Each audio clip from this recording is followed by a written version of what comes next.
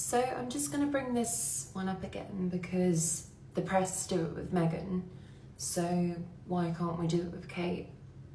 So Harry and Meghan's Australia tour in October 2018 was such a huge success, and it was the most popular royal tour. It was actually getting on for another Charles and Diana when they went to Australia with William when he was a baby.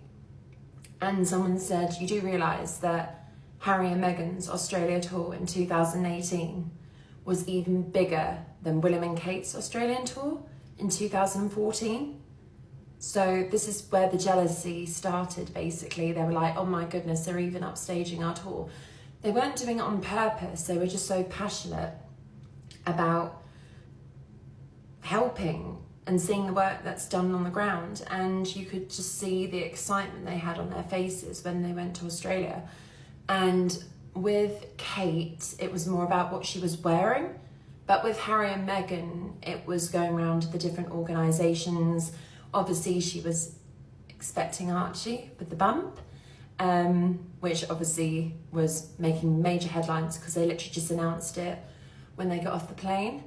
And when they came back, no one congratulated them on making the tour so successful, because it painted the monarchy, it helped the monarchy, it strengthened the crown. And Kate was so angry that Meghan had been more successful than her that she went to Camilla Tominley, works for the Daily Mail, and she told her about the story about Meghan making her cry. And someone said, obviously she made it up because it isn't true, because Harry put it in his book. And obviously Kate had to hit back at Meghan somehow in a negative way. So it's like, I'm going to go to the press, I'm going to start briefing untrue stories about you. And that was the only way she could get one up on Meghan.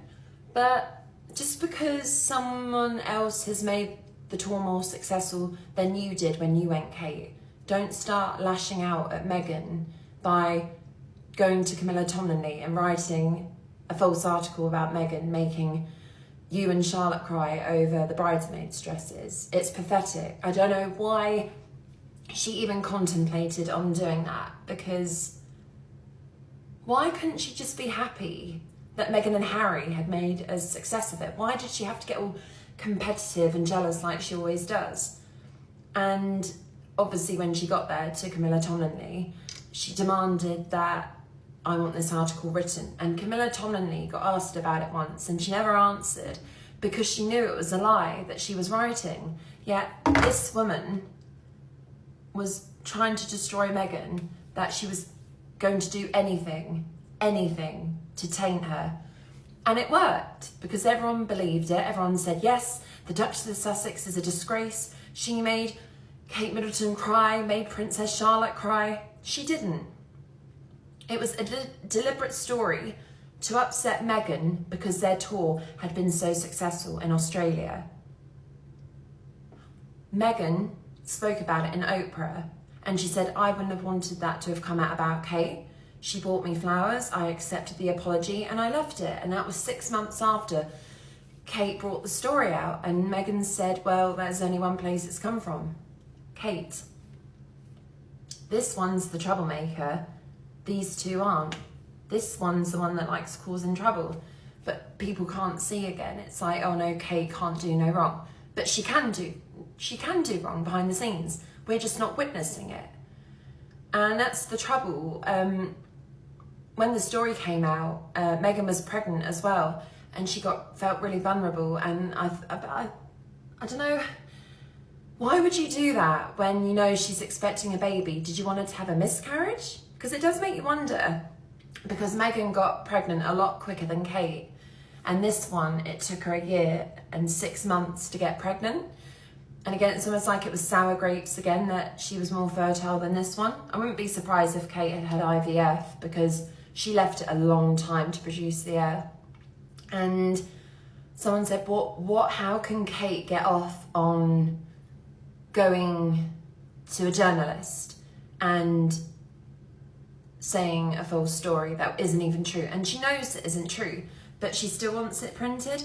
And this is why Harry's doing the Daily Mail court case at the moment, because he's sick of the journalists printing untrue stories. And they know they're not true, but they still print them, yet they're allowed to get away with it.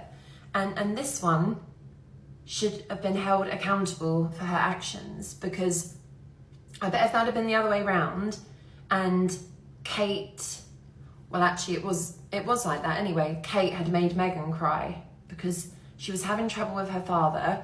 He was being awkward, he didn't want to come to the wedding, he was doing all those staged photographs with the press, he got £100,000 for it. And I bet she thought, why can't you just help everyone, help the team get this wedding arranged? But she wasn't. She was awkward about it. And again, everything that Meghan does, Kate has to put a negative spin on it, which she did when they got back from Australia. And someone said, why? Why did Kate leave at 6 months? And someone said, it's obvious. It was this tour. She was so threatened that this tour was absolutely phenomenal. They were everywhere. People were talking about it. The crowds were cheering. Girls were screaming at them. It was mental, it was. And this one didn't like it. And as we all know with Kate, she throws her toys out the prams because she acts like a child. And it's like, I know you've had a good tour. I'm angry about it. I'm going to go to Camilla Tomney, who works for the Daily Mail, and I'm going to bring out the story that you made me cry, even though I know I was the one that made you cry. She's terrible, but the press won't talk about this tour because it was such a huge success, and you never hear about it now. People, it's like the elephant in the room. Never talk about this tour. You can only talk about William and Kate when they went with baby George. But again, it's just the double standards. Don't start getting snappy because these two can do the job better than you. These two were born for the role, and this one wasn't. This one was meant to be a nobody who can't even string a sentence together. Yet everyone fawns and praises her.